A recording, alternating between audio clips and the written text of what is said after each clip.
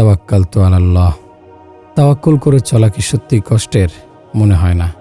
কষ্ট থাকলেও সাময়িক, কিছুটা পরে হলেও আল্লাহর সাহায্য আসবেই। রবচাহি জিন্দেগি যাপন করা এক যুবকের সঙ্গে একবার পরিচয় হয়েছিল। অনেক অনুরোধের পর তিনি তার জীবনাচরণ নিয়ে কথা বলতে রাজি হয়েছিলেন। তার সংক্ষিপ্ত কথাগুলো যেমন ছিল: জীবনের প্রতিটি মুহূর্তেই চেষ্টা করি আল্লাহকে ভয় করে চলতে। শহর আমার ভালো লাগতো না, চারিদিকে ফিতনা ফাসাদ, গুনাহের হাজারো সরঞ্জাম। ভাবলাম গ্রামের দিকে কোথাও একটা চাকরি নেব, যা আয় হয় মোটামুটি চলে গেলেই হবে। ভাবনাটা কাজে লাগালাম। অজপাড়া গায়ের একটা বাড়িতে লজিং উঠলাম। বাড়ির বাচ্চাদের আরবি পড়ানো আর পাঞ্জেগানা কাচারি ঘরে গ্রামের পুরুষদের নামাজের ইমামতি করা, এই ছিল কাজ। প্রথম দিনই মনটা খারাপ হয়ে গেল। পুরুষরা বাইরে বাইরে থাকে, কেউ ব্যবসায়ী, কেউ চাকরিজীবী, ঘরে ফেরে সন্ধ্যায়। তাই কাচারি ঘরে খাবার নিয়ে আসে মেয়েরা। মেয়েদের হাত থেকে খানা আনতে যেতে ভালো লাগতো না, ছেড়ে দিলাম চাকরিটা। হোমিওপ্যাথি জানা ছিল, চেম্বার দিলাম, রোগী নেই। পরিচিত একজন বলল, চেম্বারে বসে না থেকে বাড়ি বাড়ি নেমে পড়ুন, চিকিৎসা দেন, পরিচিতি বাড়ান, একসময় রোগীরাই চেম্বারে আসবে। তাই করলাম। কদিন কাজ করেই বুঝতে পারলাম আমাকে দিয়ে হবে না। মেয়েরাও চিকিৎসা নিতে আসে, এদের সঙ্গে একান্তে কথাবার্তা বলতে হয়, হাত ধরে পালস দেখতে হয়, স্টেথিস্কোপ লাগিয়ে প্রেশার মাপতে হয়। ভয় হচ্ছিল শয়তান না জানে ধোকায় ফেলে দেয়। ছাড়লাম ডাক্তারি, আতর ফেরি করা শুরু করলাম। টুকটাক ভালোই বিক্রি হতো।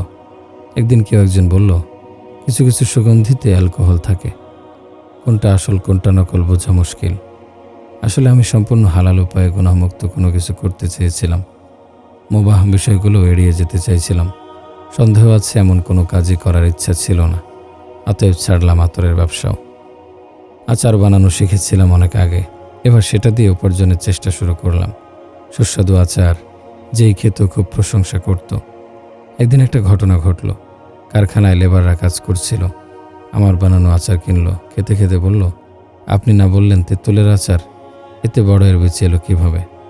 শরীর কেঁপে উঠল। ইয়া আল্লাহ, আমার দ্বারা ভেজাল মিশ্রিত ব্যবসা হচ্ছে। বাদ দিলাম ওই ব্যবসাও। একটা কাপড়ের দোকানে চাকরি নিলাম। পরিচিত দোকানদার, ভালোই চলছিল। সম্মানের সাথেই কাজ করে যাচ্ছিলাম। রাতে দোকানেই ঘুমাতাম। এক রাতে শুয়ে শুয়ে এপাশ ওপাশ করছিলাম, ঘুম আসছিল না। হঠাৎ মৃত্যুর কথা মনে এলো।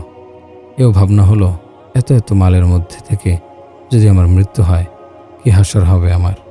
পরদিনই ছেড়ে দিলাম কাপড়ের দোকান।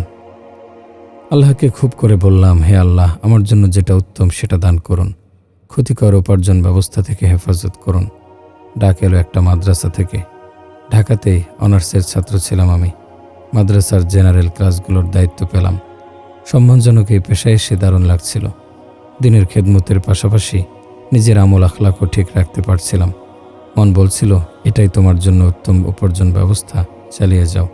সেই থেকে আজ অবধি আল্লাহ এর ওপরই আমাকে টিকিয়ে রেখেছেন। এই ছিল আল্লাহ ভীরু যুবকটির সাক্ষাৎকার।